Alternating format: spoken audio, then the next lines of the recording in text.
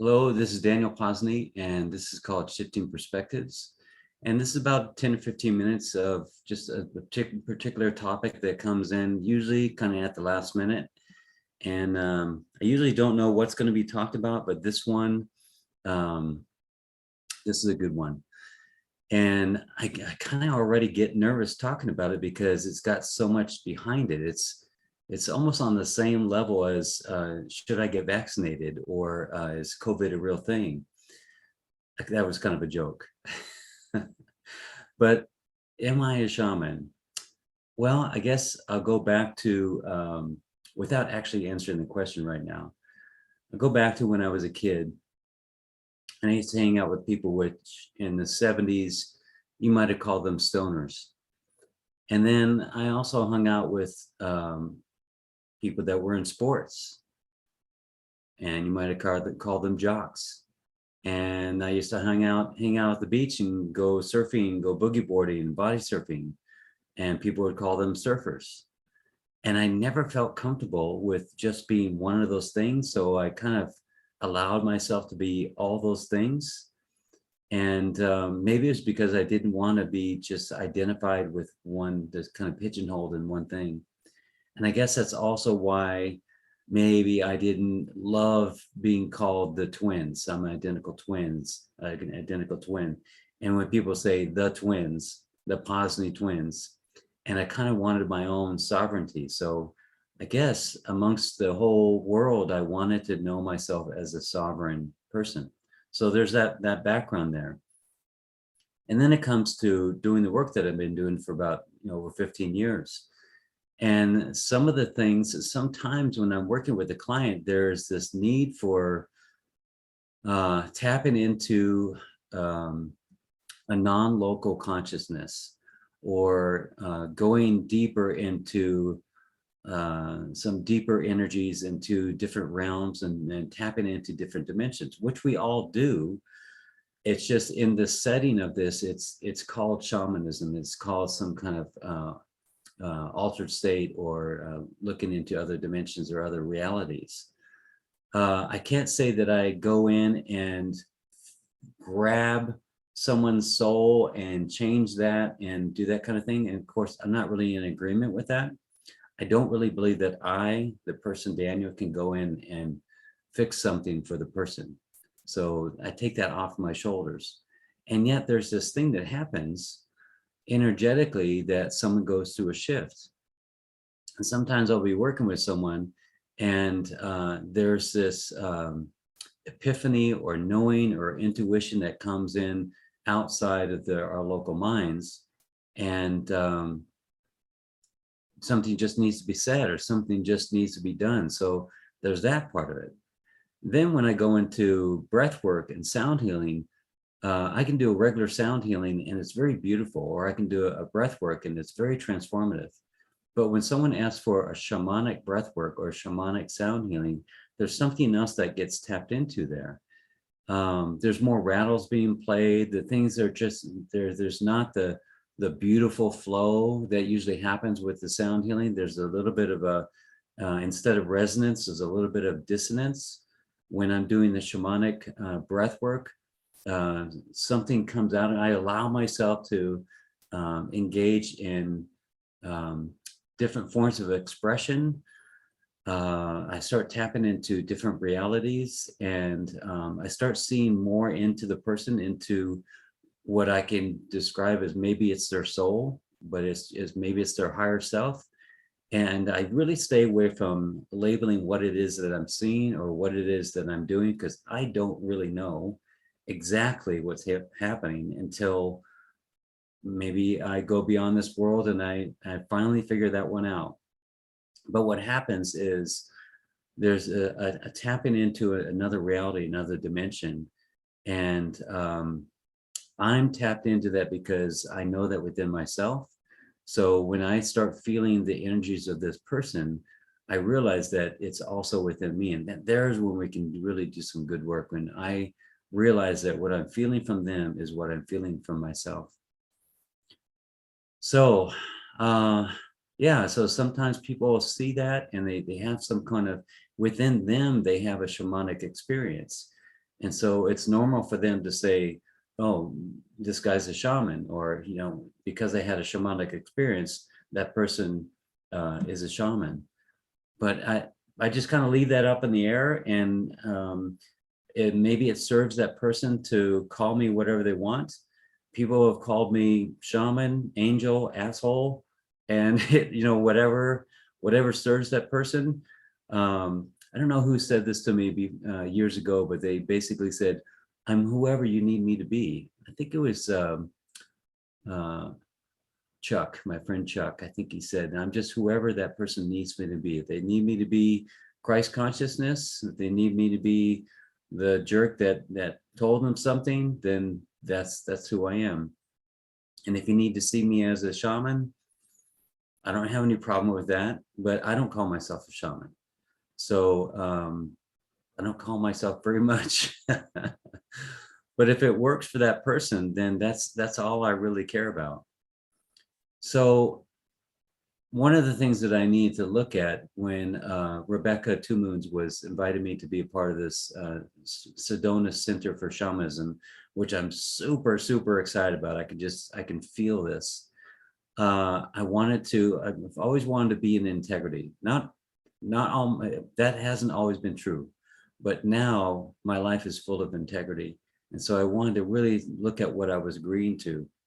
So I wanted to ask myself, first of all, what is a shaman? Well, that term has made its changes and its transformations over the years. Hundreds or thousands of years ago, it started in the area that we call Russia, and it's kind of propagated throughout Europe and to South America, and really just about every continent on the planet. And it's usually kind of related to a medicine woman or a medicine man, someone that can kind of feel into or see into different realities or dimensions. But everybody does it their own different way.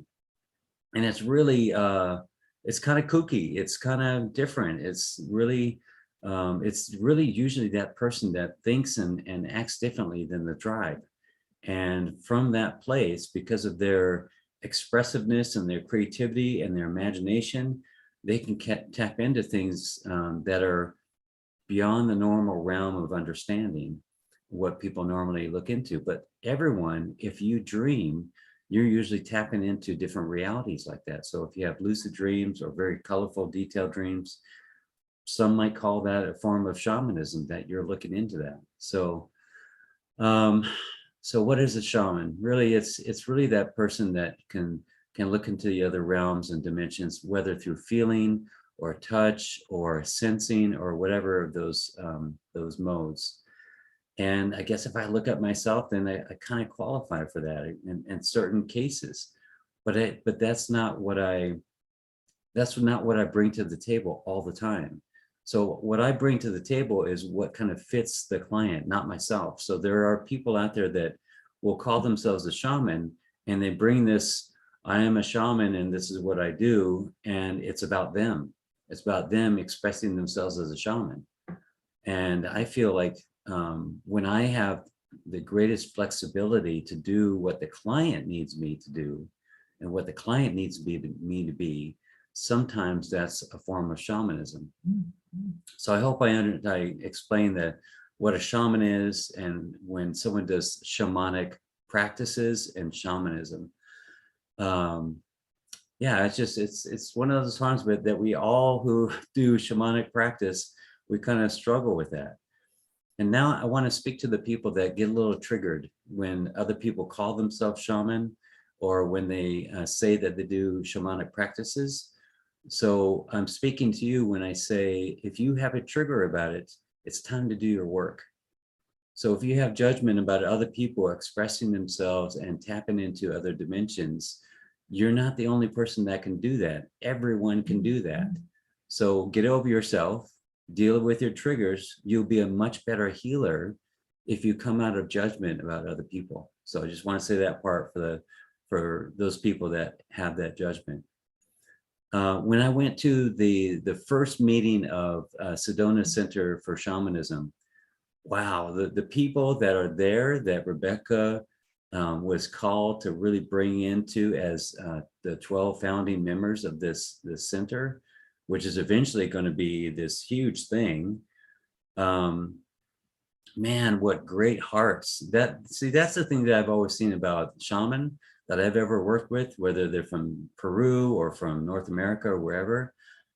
They are the most caring, loving, sweet people, because they've looked into themselves. They looked into their own darkness, and they see themselves and they love themselves there too.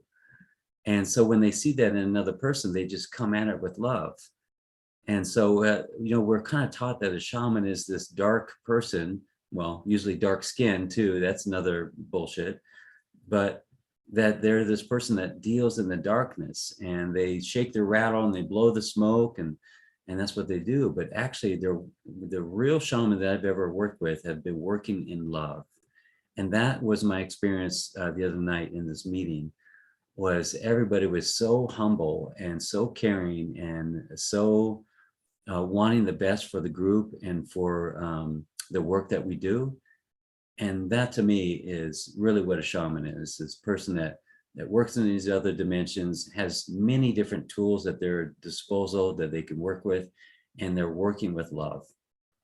So I want to talk a minute about the Sedona Center for Shamanism. What it's looking like is something that you might wonder why this hasn't been created before, especially in a place like Sedona. Like, why hasn't there been some kind of center for shamanism and shamanic practices and people to be in integrity with their healing practice? Wow. So I look at, there's lots of great tour companies and retreat companies, and I work with a couple of them, but to have a center, it's just, I can just feel the power of it, how people are going to come to Sedona specifically to go to the Center for Shamanism. And it just kind of lends, there's so much power and love behind the whole idea. You can just, if you tap into it, you can start to feel the immediate growth that happens just by putting your attention on it. So I kind of took myself into the future and what that might look like. And I completely see an actual brick and mortar center with a really large online presence that people are so thankful to have a place like this to come to online. But then to come to a place that has a great room, that has rooms for personal private sessions, that has an outdoor space, that has a place to do breath work, that has a place to do fire ceremony. And one of the things that Rebecca was talking about is that when you walk into the lobby, there's going to be a round table. And that's the round table that all the 12 founding members of the Sedona Center for Shamanism meet, and they discuss how to make it better, how to improve their practices.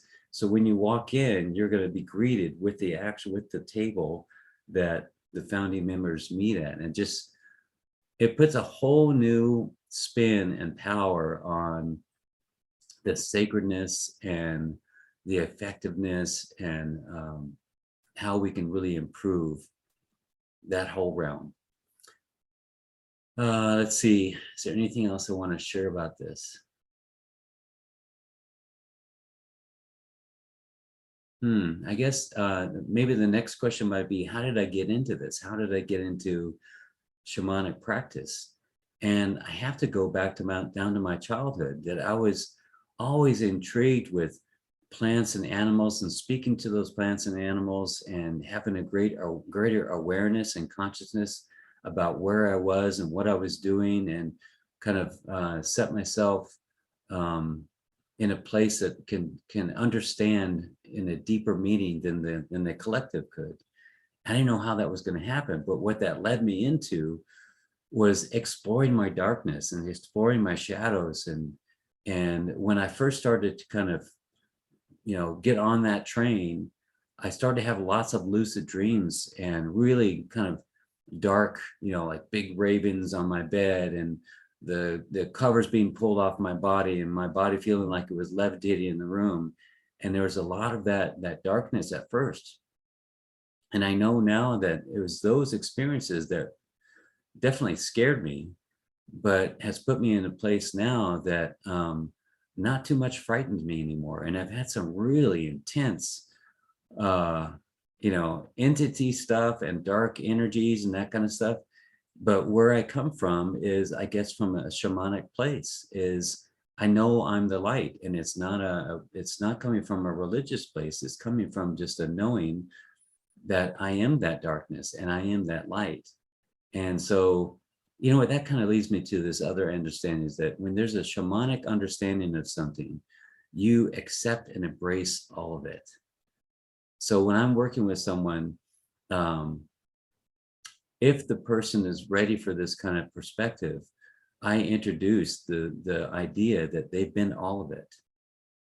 And so for me, the shamanic perspective is looking at the whole thing. Like if you were to look through God's eyes, what you would see. And you would see that person is one of many, many people, one of many, many iterations of that person, of that soul.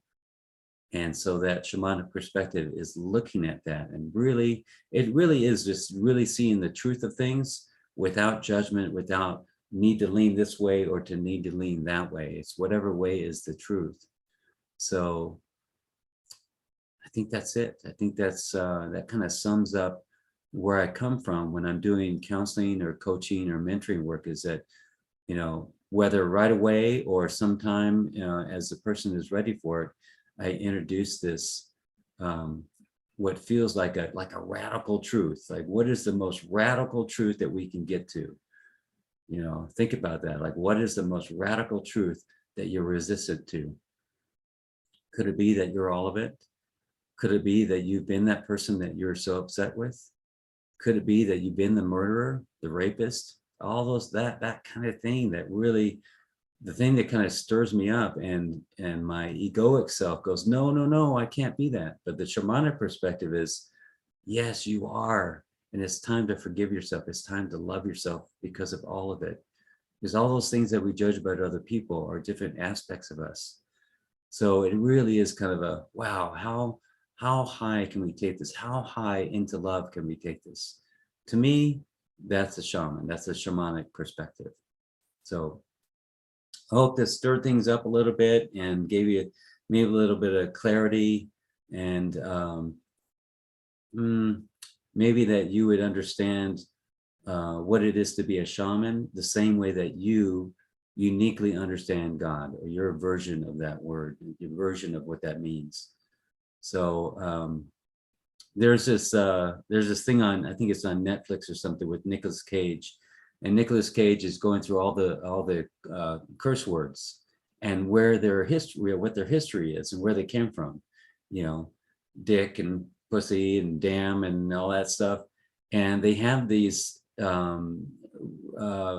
innocent beginnings, and then they were transformed into something. And we've done that to so many different words, all these words that are in the Navy and in being a sailor, and where do they come from?